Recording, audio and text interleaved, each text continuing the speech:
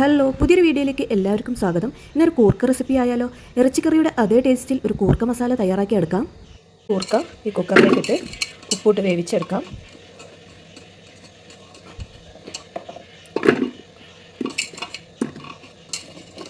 ഇനി ഇതിലേക്ക് വേവാൻ ആവശ്യമായ വെള്ളം ഒഴിച്ചു കൊടുക്കാം. 2-3 വിസിലടുപ്പിച്ചാൽ ഇതിൻ്റെ സ്കിന്ന് പെട്ടെന്ന് പൊളിച്ചെടുക്കാൻ പറ്റും. ഇനി ഇതിലേക്ക് ഉപ്പിട്ട് കൊടുക്കാം. ഇതിന് വിസിൽ വരുമ്പോഴത്തേക്കും ഇതിനാവശ്യമായ മസാല റെഡിയാക്കി എടുക്കാം. വേണ്ടി ഞാൻ എടുത്തിരിക്കുന്നത് 2 സവാള, 2 തക്കാളി, 4 പച്ചമുളക്, കുറച്ച് കറിവേപ്പില. ഇനി ഇത് ചോപ്പറിലിട്ടൊന്ന് ചോപ്പ് ചെയ്തെടുക്കാം.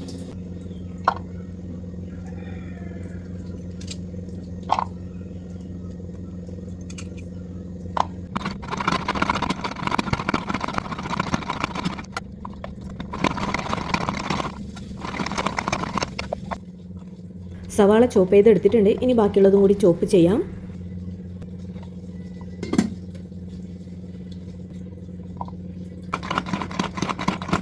സവാളയും പച്ചമുളകും ചോപ്പ് ചെയ്തെടുത്തിട്ടുണ്ട്. ചട്ടി ചൂടായിട്ടുണ്ട്. ഇനി ഇതിലേക്ക് വെളിച്ചെണ്ണ ഒഴിച്ചു കൊടുക്കാം. ഇനി ഇത്തിരി കടുക് ഇട്ട് കൊടുക്കാം. കടുക് പൊട്ടുന്നുണ്ട്. ഇനി ഇതിലേക്ക് ഇഞ്ചി ഇട്ട് കൊടുക്കാം.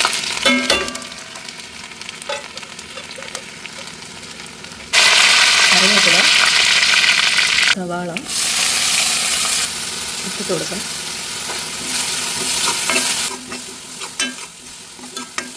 ഇതിലേക്ക് തക്കാളിയും പച്ചമുളകും ഇട്ട് കൊടുക്കാം. ഇതും നന്നായിട്ട് വഴറ്റി കൊടുക്കാം.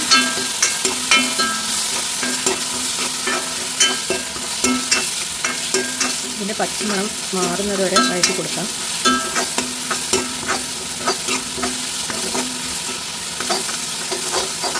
ഇനി ഇതിലേക്ക് കുറച്ച് ബീഫ് മസാല ഇട്ട് കൊടുക്കാം. മുളക് പൊടി ഇട്ട് കൊടുക്കുന്നുണ്ട്. കുറച്ച് മല്ലിപ്പൊടി, കുറച്ച് മഞ്ഞൾപ്പൊടി. ഇതെല്ലാം കൂടി ഒന്ന് വഴറ്റിയെടുക്കാം. കുറച്ച് വെള്ളം ഒഴിച്ചു കൊടുക്കാം.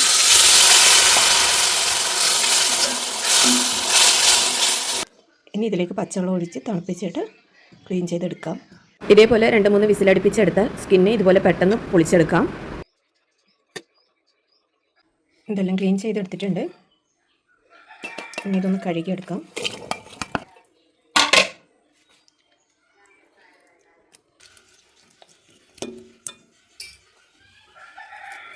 ഇതൊക്കെ ഒന്ന് ഉടച്ചു കൊടുക്കാം.